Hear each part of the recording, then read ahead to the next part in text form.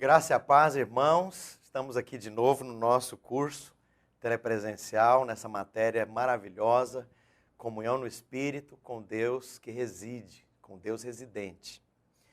E terminamos a aula anterior falando sobre você fluir em Deus. Eu quero te contar uma experiência muito interessante que nós tivemos muitos anos atrás, quando nós estávamos plantando a primeira igreja que nós plantamos fora do Brasil, lá em Portugal, nos arredores de Lisboa. E nós começamos aquela igreja através de uma casa de recuperação para viciados. Nós éramos uma equipe ainda inexperiente e não tínhamos experiência de plantação de igreja. E alugamos um local, uma chácara, um pequeno sítio. E começamos então a receber rapazes viciados em drogas, especialmente heroína, que era a droga terrível que predominava ali. E vieram vários rapazes, com o tempo para aquela casa e se desintoxicaram. Mas havia uma coisa interessante, eles não se convertiam. A gente era, para eles, na cabeça deles, uma obra social.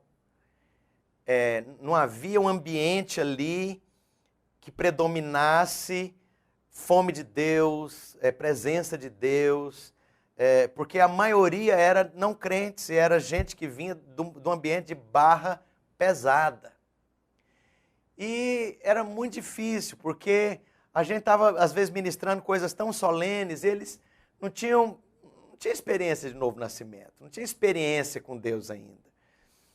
E houve vezes, inclusive, que o trabalho, que às vezes era vender cartões postais com versículos bíblicos, houve 2 ocasiões que eles pegaram, no meio do trabalho, o dinheiro, o produto da venda daqueles cartões, foram no lugar onde se vendia droga e compraram heroína com dinheiro da casa de recuperação.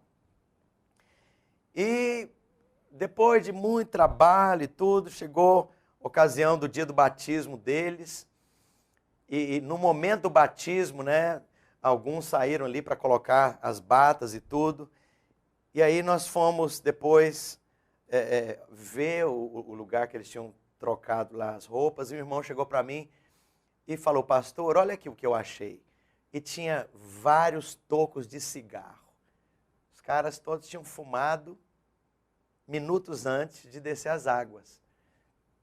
Eu sei que aquilo foi produzindo em mim assim um incômodo, até que isso transbordou.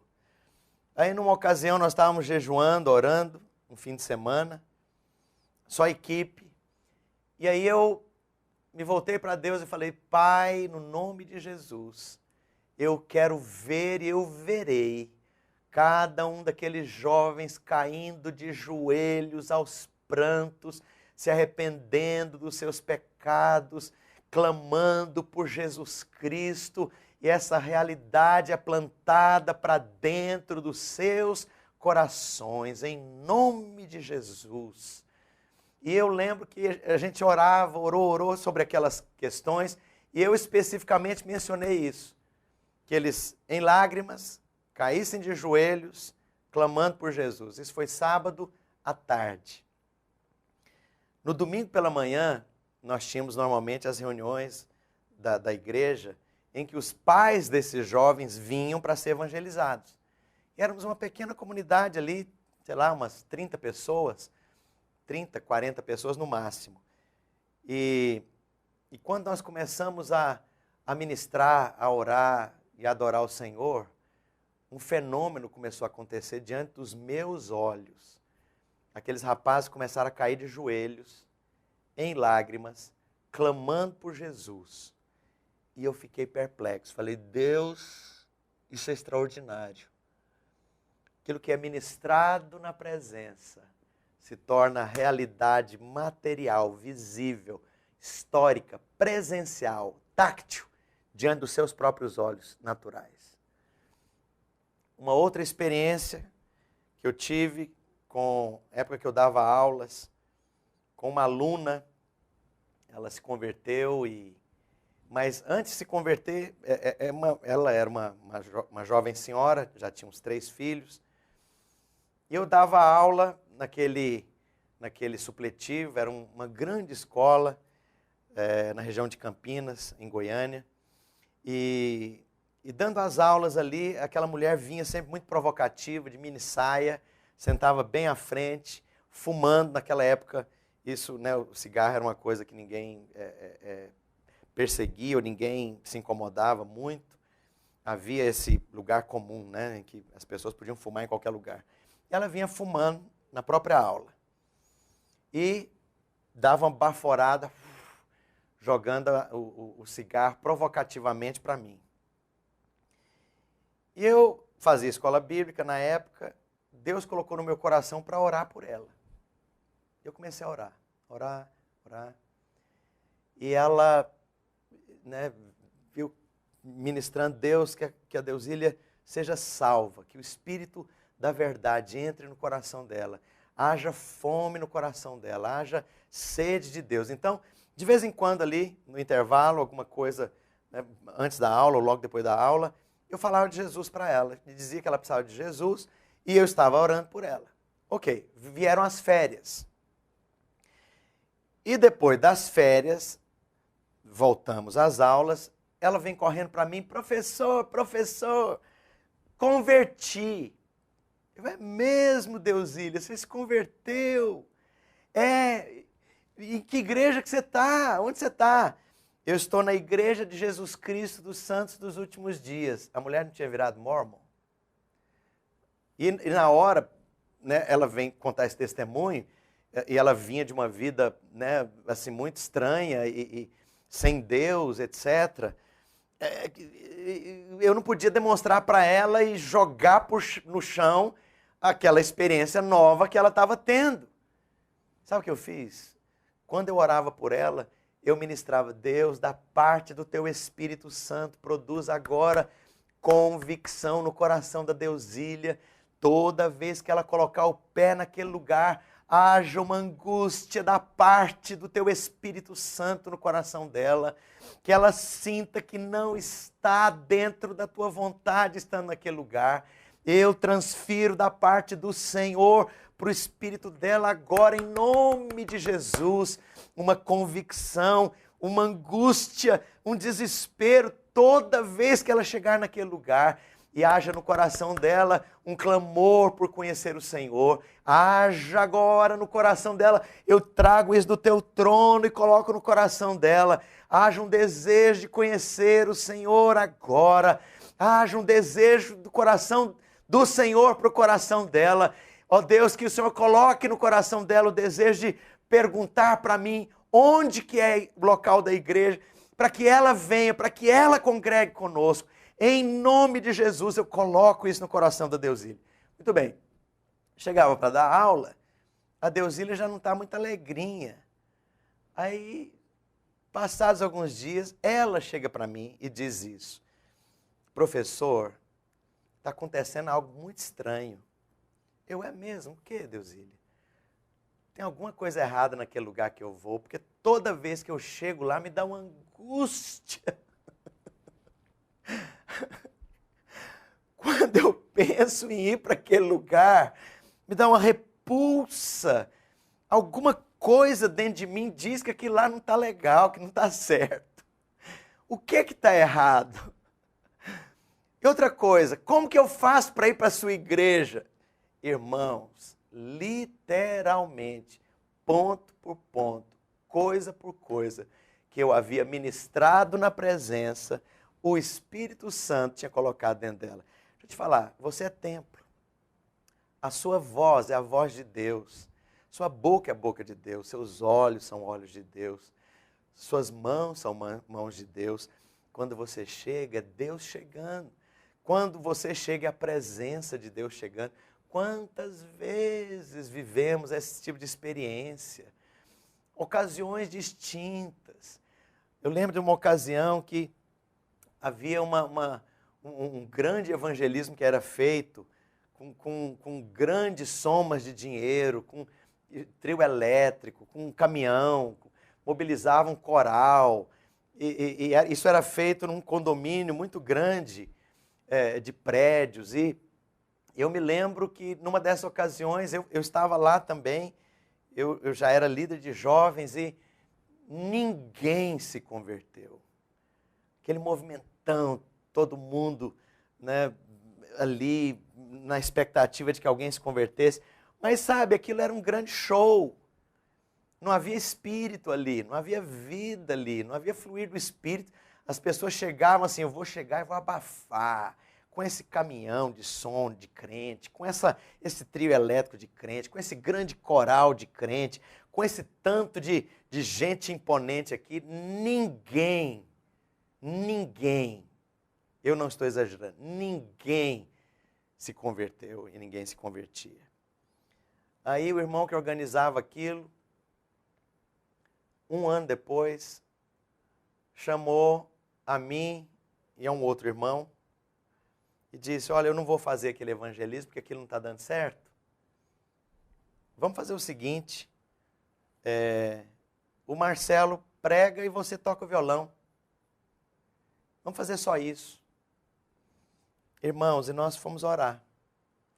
Eu me lembro que eu gastei tempo diante de Deus, ministrando ao Senhor. Eu cheguei naquele lugar em oração, muito antes. Estava lá orando, no meu espírito, no meu coração, cheguei naquele condomínio. E falei, Deus, eu entro agora em cada apartamento, em cada quarto, em cada sala, na vida, na realidade de cada morador deste lugar. E eu libero o espírito de arrependimento e de contrição. Eu libero da parte do Senhor poderosa contrição no coração de cada pessoa. Ô Espírito Santo, o Senhor produz já, traz já da parte do teu trono fome, sede de Deus em cada um daqueles apartamentos. Cada família, eu entro na casa de cada família, cada casal, cada mulher, cada homem, cada criança, libero naquele lugar contrição, quebrantamento, um espírito de conversão e de arrependimento. E quanto mais eu fazia aquilo, mais fluía. Estava orando antes, dias antes.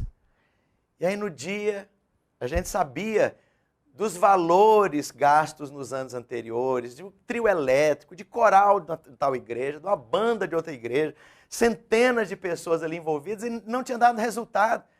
Pelo contrário, as pessoas fechavam as janelas, com raiva da crentaiada que estava ali perturbando a vida deles. E aí eu me ajoelhei naquele dia e falei, Deus, se o Senhor não for conosco, nós não podemos nada. Nós não temos nada. Literalmente, não temos nada. Só temos o Senhor. Faz alguma coisa. Espírito Santo. E fomos, sem amplificador, sem microfone, o irmão com o violão, e eu com o gogó. E aí o irmão começou a tocar o violão. Tocar o violão. E um espírito de quebrantamento começou a encher aquele lugar. As pessoas começaram a abrir as janelas.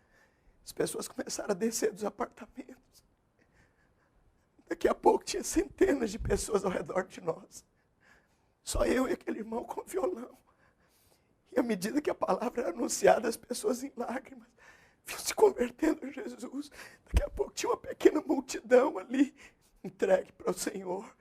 Sem trio elétrico, sem caixa de som, sem nada imponente, sem coral, sem rolar dinheiro. Ninguém deu dinheiro para ninguém.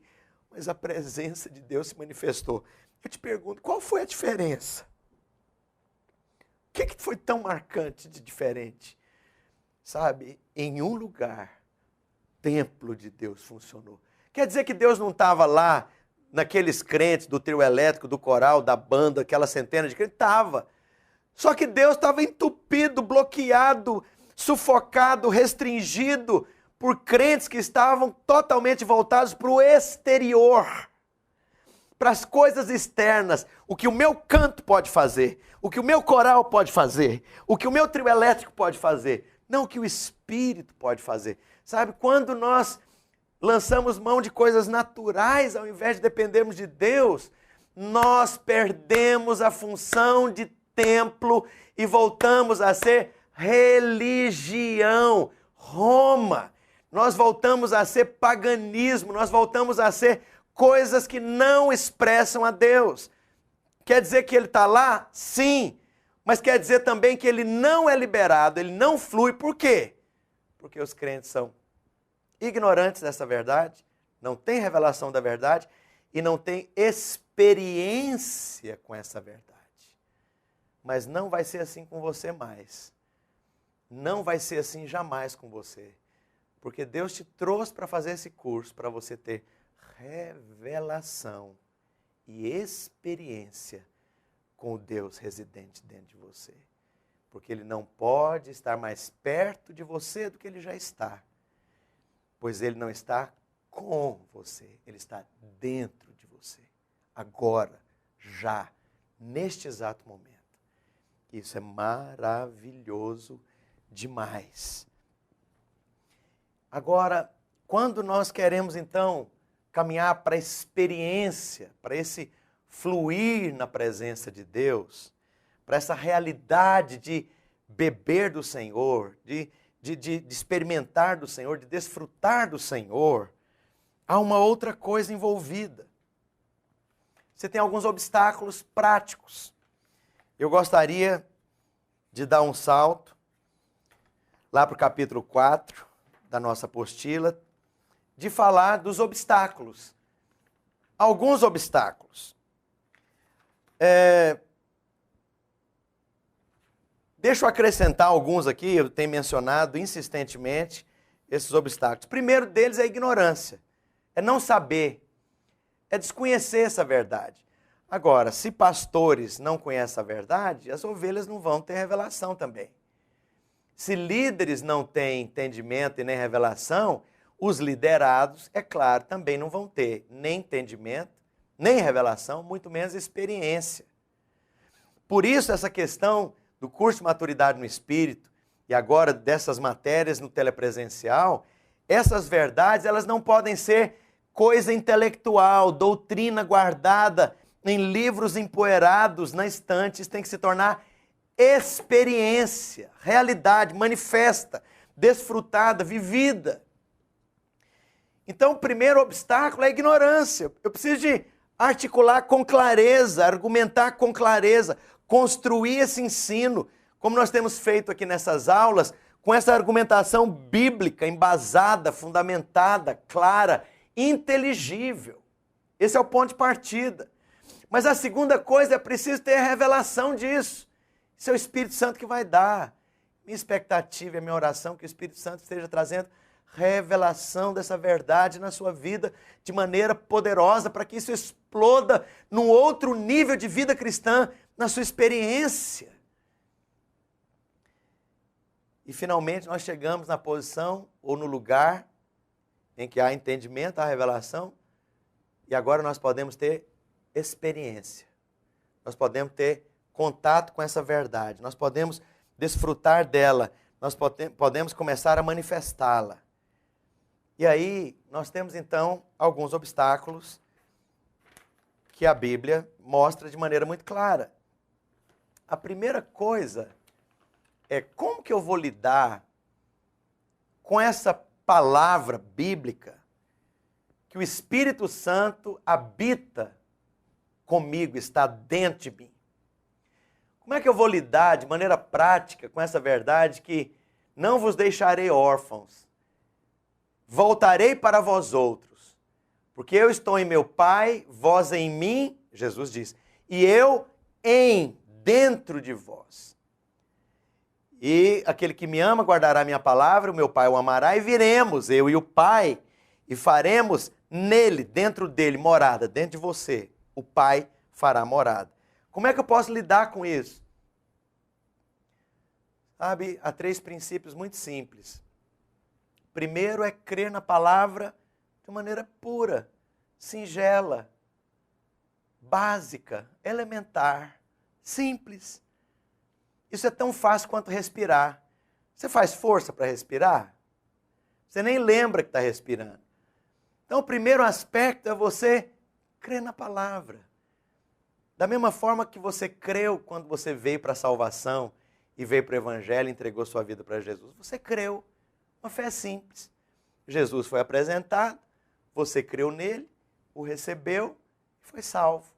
Seu nome foi escrito no livro da vida do Cordeiro, você se tornou filho de Deus, porque a todos quantos o receberam, deu-lhes o poder de serem feitos filhos. Fomos gerados nele, em Cristo, dentro de Cristo. Fomos colocados em Cristo para boas obras. Então, essa fé simples é uma fé de aceitar como fato o que Deus diz.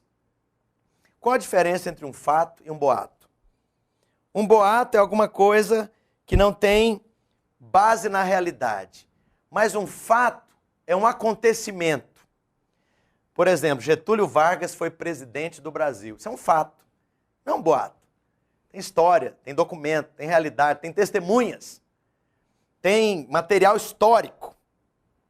Da mesma forma, a Bíblia está apresentando para você aqui um fato, que Deus habita dentro de você. É uma realidade espiritual. Deus habita. E Ele próprio diz, pela boca de Jesus, foi Paulo, não foi Pedro, não foram os apóstolos, foi o próprio Senhor que disse que habita dentro de você. Então, eu vou ter uma fé simples, esse é o primeiro aspecto. Senhor, eu creio, recebo no meu coração essa palavra, creio que o Senhor está dentro de mim. Obrigado, Jesus. Se o Senhor disse que está, o Senhor está. Eu quero te fazer uma pergunta aparentemente tola, mas é para te chacoalhar. Você é crente? Isso é, você crê? Você crê na palavra? Você crê no que Jesus disse? Se você crê, você vai aplicar essa sua fé simples para essa verdade. Feche seus olhos aí onde você está. Coloque a sua mente no Espírito. Volte-se para dentro agora. Fala para Jesus, Senhor, eu creio que quando o Senhor disse que habitaria em mim, o Senhor falou a verdade. Obrigado porque o Senhor está aqui. Obrigado porque o Senhor habita. Oh, maravilha. Amém. Olha, abra os olhos. Simples assim. Segunda coisa é ir para o endereço certo. Qual é o endereço de Deus? É na estratosfera? O endereço de Deus é lá no céu. Se é assim, você vai estar muito longe de Deus. O endereço de Deus é no templo sagrado dos crentes? No lugar de peregrinação dos católicos? É isso que é templo? Se você sabe que você é o templo, então eu vou colocar a minha atenção no endereço certo. Qual que é o endereço de Deus? Você é o endereço de Deus na terra. Pode dizer para o seu vizinho? Vamos fazer isso aí na sala de aula. Vamos fazer uns para os outros. Diga aí para o seu vizinho. Você é o endereço de Deus. Fala isso agora. Vai lá. Amém. Nós somos esse endereço de Deus. Agora olha aqui. Nós somos esse endereço de Deus. E à medida que eu tenho, então, esse Deus que mora, que reside, eu vou pôr a minha mente no Espírito. Lá onde o Senhor está. Como que eu coloco a mente no Espírito? Eu vou pôr a atenção para dentro. Esta é a maneira de colocar a mente no Espírito. Voltar a atenção para dentro. Não para fora. Lembra que eu disse que é um trunfo do diabo manter os crentes com expectativa de fora. O local da reunião. Encontrar Deus naquela conferência, ir lá para o irmão ungido orar comigo, ir lá para a profeta me dar uma profetada, eu vou em tal lugar, e sempre com aquela expectativa externa. Isso é um trunfo do diabo para afastar você da presença real de Deus, que é residente e que habita dentro de você. Agora, à medida que você se volta com a atenção de Deus, naquela fé simples, para dentro, você vai encontrar o quê? O local do Santo dos Santos. E a Bíblia diz, eu, o Senhor, habito em trevas espessas. Debaixo de muitas camadas de pelos no tabernáculo, muitas camadas de peles de animais naquele tabernáculo, não havia som algum, não havia luz alguma, e não havia movimento algum. Quando você volta a sua atenção para o Espírito, é isso que você enxerga. Nada. É isso que você ouve com esses ouvidos humanos. Nada. É isso que você percebe de movimento natural. Nenhum. Por isso essa fé, ela é totalmente no Espírito. Mas isso não muda o fato de que o Deus onipotente está dentro de você. Então, com aquela fé simples, Senhor, obrigado porque o Senhor está aqui. Irmãos, deixa eu te contar a minha experiência. Quando essa verdade veio como revelação na minha vida, como eu disse, naquela manhã eu estava orando, ia ministrar sobre vida no Espírito, e Deus me surpreende falando coisas que eu não tinha perguntado. Marcelo, eu não posso estar mais perto de você do que eu já estou, porque eu não estou com você, eu estou dentro de você. E aquela história que eu já contei. Comecei a chorar e fui muito tocado.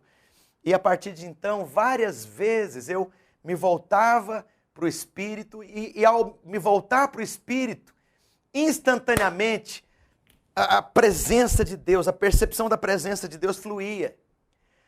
No nível em que, às vezes, eu marcava discipulado, estava lá em São Paulo, numa reunião, numa estação de metrô. E fui encontrar com discípulos na estação do metrô e queria orar.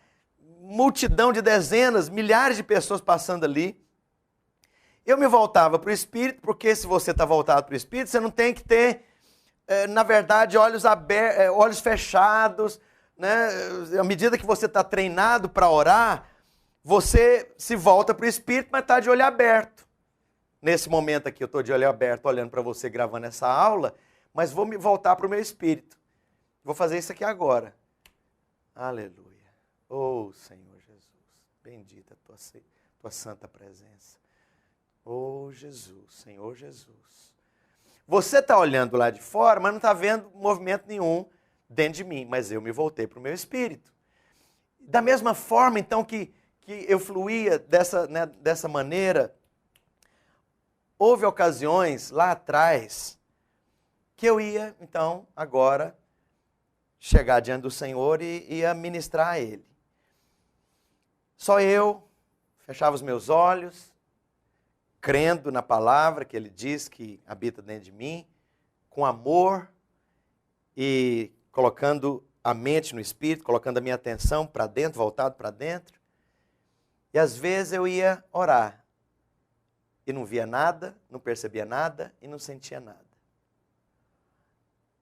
E eu lembro de uma ocasião que eu falei para Deus, falei, Senhor, está me testando, né? E eu fiquei ali horas, não senti nada, não vi nada, não percebi nada. Eu me levantei dali e falei, Senhor, muito obrigado, porque eu não sou Deus, não sou eu quem determina o que eu vou sentir ou não vou sentir, é o Senhor. Obrigado pelo privilégio de ter estado esse tempo aqui na tua presença. E aí veio uma ocasião que me marcou demais. Nós fomos ordenados, éramos 4 pastores ordenados no mesmo dia, e o nosso pastor principal. Então nós éramos 5 pastores. O pastor principal pregava semana sim, semana não. E nós, os outros 4 pastores, revezávamos com ele, pregando cada um uma vez a cada 2 meses. Mais ou menos isso. Então chegou a minha vez de pregar. Então próximo domingo seria eu a ministrar. E Deus colocou um encargo no meu coração de trazer uma palavra de Deus para aquela igreja. Ora, eu tinha terminado a escola bíblica há pouco tempo, eu estava com a mente e a memória e as minhas anotações e as minhas experiências que eu tinha tido com Deus lá muito vivas. E eu tinha muita coisa que eu podia falar das minhas experiências, do que eu ouvira e do que eu experimentara e do que eu tinha recebido de outros. Eu podia abrir um enlatado para a igreja. Essa coisa de pregar a palavra de terceiro é muito bom, mas eu vou te falar uma coisa, você tem que chegar num ponto de você ouvir de Deus. Porque se você só prega a palavra de terceiro na célula e nas reuniões e no discipulado, e você tem sempre uma palavra de terceiro e nunca tem a sua palavra que você ouviu de Deus, você recebeu de Deus, tem algum problema nisso, porque cada crente é um ministro, o nosso papel aqui de 5 ministérios é treinar cada crente para o desempenho do seu serviço. Não é para o desempenho do serviço dele, reproduzindo o meu serviço, a minha palavra, o que eu prego, o que eu acho, o que eu quero. Você tem que ouvir de Deus. Muito bem, eu como pastor, ia pregar naquele domingo, precisava de uma palavra de Deus, eu queria uma palavra de Deus. E fui orar. Falei, Senhor, me dá a tua palavra, tua palavra. E Deus sumiu. Em outras palavras, eu não senti a presença de Deus. Eu fui orar e orava horas. Segunda-feira, nada. Terça-feira, nada. Quarta-feira, nada. É engraçado, quando Deus está querendo fazer uma poderosa chuva, Ele segura você. Ele aumenta a fome. Ele aumenta a sede. Sabe, quando Deus está se escondendo, espere grande manifestação. Isso é o princípio. Porque se Ele se manifesta sempre, é aquilo que você vai ter sempre. Naquela semana, Deus não se manifestou a mim. Lembra da promessa de Jesus? Aquele que me ama, guardará a minha palavra. Em outras palavras, você chegará a mim, eu o amarei e me manifestarei a Ele. Eu me revelarei a Ele. Naquela semana inteira, segunda, terça, quarta, quinta, e eu fui orando e eu jejuava. Chegou sábado, eu gastei tempo especial adorando e ministrando a Deus. Só que eu não sentia Deus. Eu não percebia Deus. Eu não ouvia Deus. Eu não percebia movimentação nenhuma. É a experiência lá do Santo dos Santos, que não tem som, não tem imagem, não tem movimento. Mas não quer dizer que a arca não estava lá. O sacerdote ali dentro está diante da arca, mas ele não vê, ele não pega, ele não sente, ele não percebe. Mas estava ali. E todo dia eu me levantava, Senhor, obrigado, porque eu sei que o Senhor está aqui. Obrigado, porque o Senhor é tão maravilhoso. E chegou no domingo, dia de eu pregar. Eu falei, Senhor, está me testando, né? Pois é, então o Senhor vai me humilhar publicamente, porque eu não vou abrir enlatado. Eu preciso da tua palavra.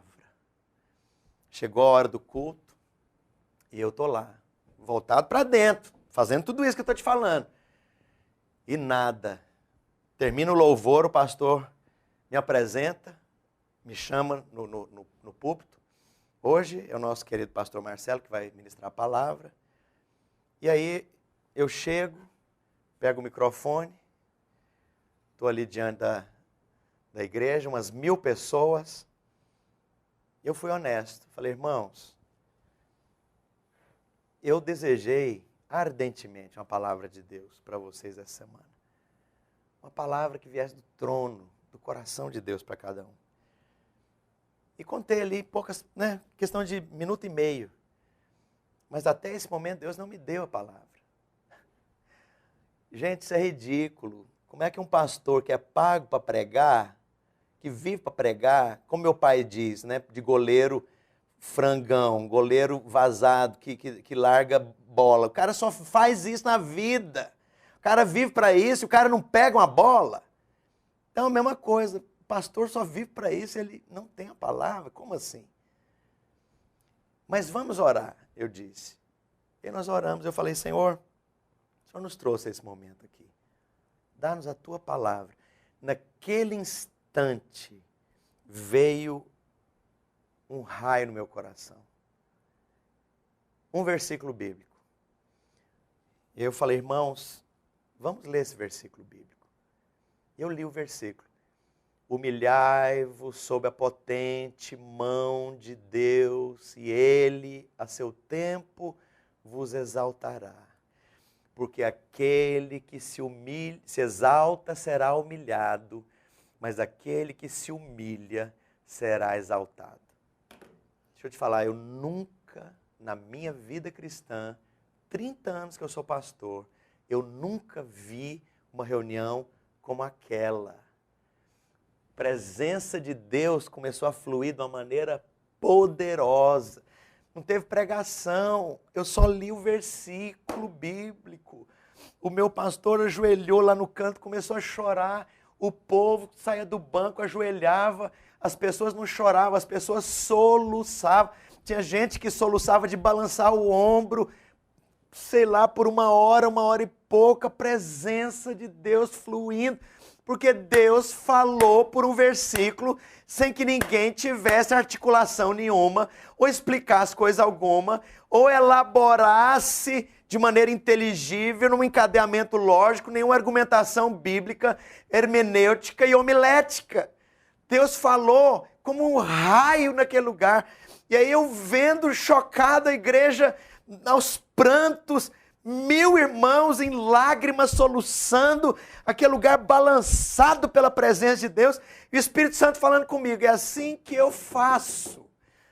Toda vez que você permitir que a minha presença flua através de você, é isso que eu vou fazer. Quero te falar, quando Deus se esconde, não quer dizer que Ele não está lá, não. Quer dizer que Ele é Deus. Você não tem um botãozinho para apertar. Agora eu quero sentir. Agora eu não quero sentir. Agora o Senhor está liberado. Agora eu quero ver Deus. Agora eu quero sentir Deus. Agora eu quero ouvir Deus. Cala a boca. Você é criatura. Ele é o Criador. Então volte-se para dentro. Primeiro, crendo de uma maneira simples na palavra. Segunda coisa, vá para o endereço certo. Deus está dentro de você. Coloque a sua atenção lá. É o que a gente chama de colocar a mente no espírito. Volte a atenção para dentro, não para fora. Para dentro. Sempre é para dentro, não é para fora. Deus está aqui, não está lá. Terceira coisa, venha com amor. Venha com amor. Venha com expectativa. Siga o Senhor. Ele vai te conduzir às profundezas dessa experiência que vão crescendo, crescendo, crescendo, se tornando cada vez mais caudalosas, poderosas. E nós estamos falando nessa aula de 3 obstáculos na mente, que são as barreiras finais. À medida que você se volta, então, vamos para a prática. Estou aqui orando, quero buscar a Deus, quero ter tempo com Deus, quero fluir em Deus. Como é que eu faço, pastor? Vou te falar, o que você vai encontrar? Primeira coisa, você vai encontrar uma alma independente. Porque desde quando você nasceu, como semente de Adão, carnal, natural, a sua alma é independente. Você pensa no que você quer, você vai onde você quer, e nós temos a nossa mente completamente solta. A nossa mente fica voando por aí. Eu penso numa coisa, penso em outra, a nossa mente é confusa, difusa, desconcatenada, desconcertada, ela não tem um eixo de pensamento. Né? Você pensa numa coisa, pensa em outra, pensa numa coisa, pensa na outra, e você tem uma mente não sujeita ao seu espírito humano. E aí você vai encontrar isso, em primeiro lugar. Logo que eu percebi essa verdade, que eu comecei a praticá-la, eu estou lá na minha casa, na sala da minha casa, me ajoelho, e quando eu estou de joelho ali, eu falo para Jesus, bom dia, Senhor. Oh, é tão bom estar com o Senhor aqui. Tão bom fluir na Tua presença. Coloquei a mente no Espírito, estou com o meu coração ali, e eu começo então a orar e a ministrar a Deus. Senhor Jesus, o Senhor é tão precioso. Daqui a pouco, a geladeira, que tem um motor muito encostado na parede, o motor descansa, e aí na hora que ele vai startar de novo, o motor bate na parede, faz tac, tac, tac, tac, tac, tac. Aí eu ouço o som. Aí, nossa, eu tenho que arrastar aquela geladeira que está muito perto da parede. Então, Senhor, como eu estava dizendo, Senhor Jesus, o Senhor é tão precioso, aleluia. Ai, meu Deus, hoje passou um dia de pagar a conta de luz. Eu esqueci de pagar a conta de luz. Aí eu lembrei que o talão da conta da luz estava em cima do balcão lá da minha escrivaninha. Mas Jesus, como eu estava dizendo, Senhor, o Senhor é precioso. Meu Deus, o Senhor é tão bom. Aí eu começo a sentir formigamento na minha perna, porque eu prendi a circulação e... Ai, mas está formigando a minha perna. Oh, Senhor, o Senhor é tão bom. E, oh, Jesus. Aí eu lembro que final de semana eu marquei para ir com a família lá para a casa do meu pai e da minha mãe, que estão em Caldas Novas. Oh, aleluia, eu volto. Você está percebendo? Sua mente puxa você para cá, sua mente puxa você para lá, sua mente puxa você para acolá. E é um problema isso, porque a sua mente não tem um norte. Ela ainda não aprendeu a seguir o trilho do Espírito. É uma mente difusa, é uma mente indisciplinada. Como é que nós disciplinamos a nossa mente? Primeiro, permaneça praticando esse colocar a mente no Espírito e faça uma coisa a mais. Aprenda a orar a palavra, aprenda a orar em línguas. Pratique o orar em línguas. O orar a palavra e o orar em línguas dão um trilho para a sua mente seguir.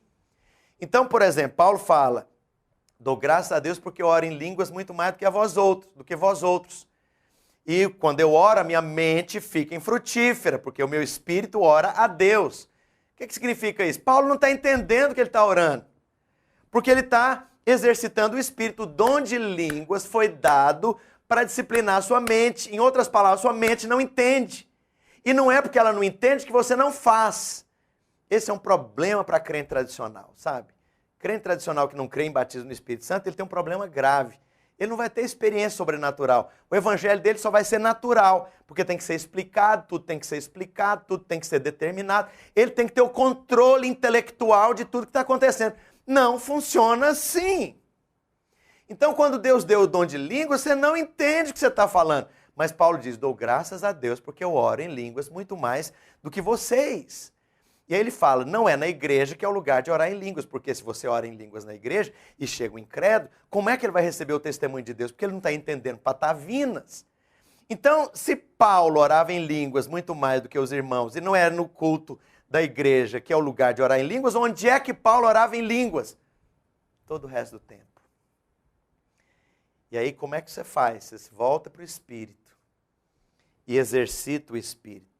Cuidado para não ficar orando palavra decorada com a mente. Quando eu era novo convertido, eu não era batizado no Espírito Santo ainda, era adolescente, eu via as pessoas orando em línguas, e eu aprendi um bocado de palavra, porque eu ouvia, repetindo, né? As pessoas falavam aquilo lá muitas vezes. Siricantalaias, candelárias, siricantalaias, nérias. Aprendi, a mente aprendeu, eu ouvi. Não é disso que eu estou falando. Quando você exercita o seu coração, o seu espírito, orando em línguas, é mais ou menos assim. Você se volta para o espírito, a mente não vai entender, mas você vai fluir no espírito. Rei kachurikai, que eu estou cheia. Om que punyamo kokushe koriasuria kalamakai. Dribiom bia com boca triosiri bitori pai kokonicheria. Iriala koshandria komboriari miteribikai. Aí você fala, pastor, tem que fechar os olhos para orar em língua? Não, ajuda. Você pode orar em língua de olho aberto? Pode. Pode orar em língua em público? Pode. Tem que ajoelhar, colocar as mãos postas na posição religiosa? Não. Você pode orar em qualquer lugar? Pode. Porque a Bíblia não fala necessariamente que você tem que ajoelhar, nem orar, ou nem se colocar prostrado, nem fechar os olhos. Você pode orar em línguas andando na frente lá do metrô, como eu fazia. Ninguém está percebendo que eu estou orando.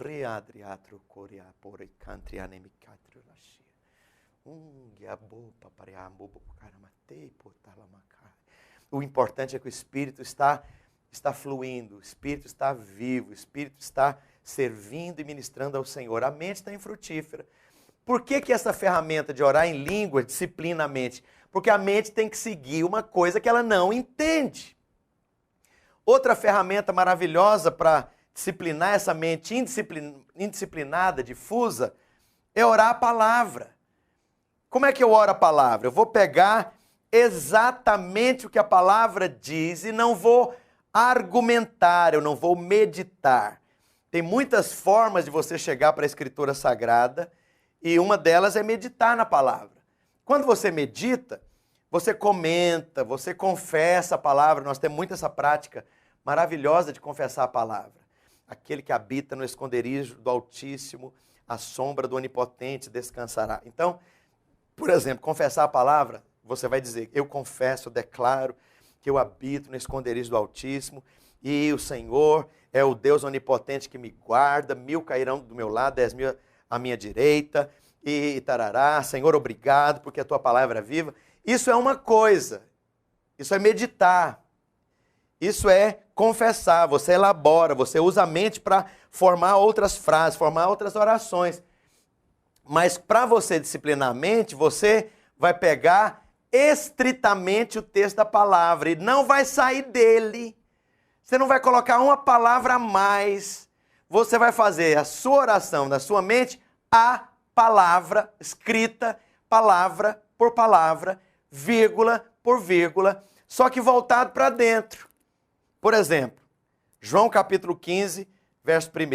A escritura está dizendo: eu sou a videira verdadeira e meu pai é agricultor. Todo ramo que estando em mim não der fruto, ele corta. Todo que dá fruto, limpa, para que produza mais fruto ainda. Vós já estáis limpos pela palavra que vos tenho falado. Permanecei em mim, eu permanecerei em vós. Por exemplo, acabei de ler, só li. Então, como é que eu vou orar a palavra? Para colocar minha mente num trilho disciplinadamente. Eu não vou meditar. Eu não vou elaborar outras frases, nenhuma frase. Porque o objetivo aqui é prender, ou melhor, fixar a mente estritamente na palavra. Para que a minha mente aprenda a seguir o meu espírito. Então eu vou orar assim: eu sou a videira verdadeira. Estou voltado para dentro. Minha atenção está voltada para dentro. Meu coração está sendo exercitado. Eu sou a videira verdadeira. Ah, eu sou a videira verdadeira. Meu pai é o agricultor, meu pai é o agricultor. Todo ramo que estando em mim não der fruto, ele corta. Todo que dá fruto, ele limpa, para que produza mais fruto, mais fruto ainda. Vós já estáis limpos, já estáis limpos pela palavra que vos tem falado. Ou à medida que você faz isso, o coração pega fogo. O que você está fazendo? Você está usando uma ferramenta que Deus te deu. A mente não está: Senhor, obrigado, porque nessa manhã estou aqui diante do Senhor para dizer que o Senhor é a videira verdadeira e nós somos o ramo. Eu te agradeço muito porque o Senhor foi quem fez isso. Te glorifico, meu Deus. Cala a boca. Cala a boca. Não estou dizendo que você não tem que orar ou não pode orar daquela forma, não. Ora também. Confessa a palavra, ora do jeito que você quiser. Mas para disciplinar uma mente indisciplinada que não segue no Espírito, que toda vez que você se volta para Deus, ela está pensando na unha encravada, no dinheiro que você deve para a vizinha, e em lá servir de babá na casa da sua mãe, resolver um problema, pagar uma conta no banco, ir lá capinar o quintal, a sua mente não vai seguir a direção do Espírito, a menos que você a discipline. Quais são as ferramentas? 2 maravilhosas ferramentas dadas por Deus. Orar em língua, porque a mente tem que seguir você. A segunda, ore a palavra. Ore a palavra. Faça isso 1, 2, 3, 4 vezes. Sabe o que foi acontecendo comigo? Aquela experiência de eu me ajoelhar e orar e voltar para o Espírito e daqui a pouco a mente pensa na coisa, pensa na outra. Né? Especialmente em dias que você está debaixo de pressão, tem alguma coisa muito nova acontecendo, né? Alguma coisa muito empolgante, ou uma coisa muito triste, ou uma coisa muito penosa, ou uma perda, sabe? A alma vai flutuar ao sabor dos acontecimentos. À medida que a sua mente está disciplinada a seguir no Espírito, não interessa o tumulto exterior. Interiormente você está em paz. Não interessa os gritos, as confusões e os conflitos. Você aprendeu a manter o seu espírito, a sua alma, o seu corpo direcionado para a presença do seu Deus. E você está integral, inteiro, voltado para Ele. Ou isso não tem preço. Agora é um processo. Mas o próximo inimigo que a Bíblia mostra aqui é a mente atacada. O diabo lança relâmpagos na sua mente. De repente você está pensando no encadeamento de coisas e do nada surge uma coisa do diabo. Ninguém te ama. Ninguém quer você. Essa igreja não pratica o que prega. Tarará, tarará. Sabe, a maneira de disciplinar a mente é voltando-se para a palavra. E, finalmente, essa mente aliada a Satanás, por conta de argumentos manipuláveis que ele usa, condenando, acusando você, À medida que você vem para a palavra, você constrói uma base sólida, consistente na presença de Deus. Sabe, essas ferramentas que eu acabei de mencionar, elas são ferramentas básicas demais, de beber, de comer, de desfrutar do Senhor. Nós vamos praticar isso na próxima aula. Eu gostaria de convidar você a vir com todo o seu coração. Peço que você fique de pé aí, onde você está na sua aula, que o monitor da turma coloque um cântico de adoração. Vamos praticar isso. Volte-se para o seu espírito e ame o Senhor. Esquece quem está perto, põe a sua atenção no seu espírito. Deus está ali. Ele disse que estaria, então Ele está. Chegue diante do Senhor com uma fé simples, colocando a sua mente, a sua atenção no endereço de Deus que é dentro de você, não fora, dentro de você. E a próxima coisa, simplesmente ame o Senhor. Senhor, o Senhor disse que está, então o Senhor está. Obrigado, e nessa manhã, ou nessa noite, te adoro e ministro ao Senhor. Vamos fluir nessas águas caudalosas da presença do Espírito Santo em nós. Pratique isso, flua dessa forma. Vamos fazer isso à medida que o cântico é colocado e o volume é colocado e os irmãos percebem a presença e flua agora em Deus. Simplesmente declare seu amor por Jesus, siga o Senhor, permita que Ele te leve às profundezas dessa experiência maravilhosa com a sua própria pessoa, a sua própria presença. Vamos fazer isso por uns 10 minutos mais, como de costume nas nossas aulas.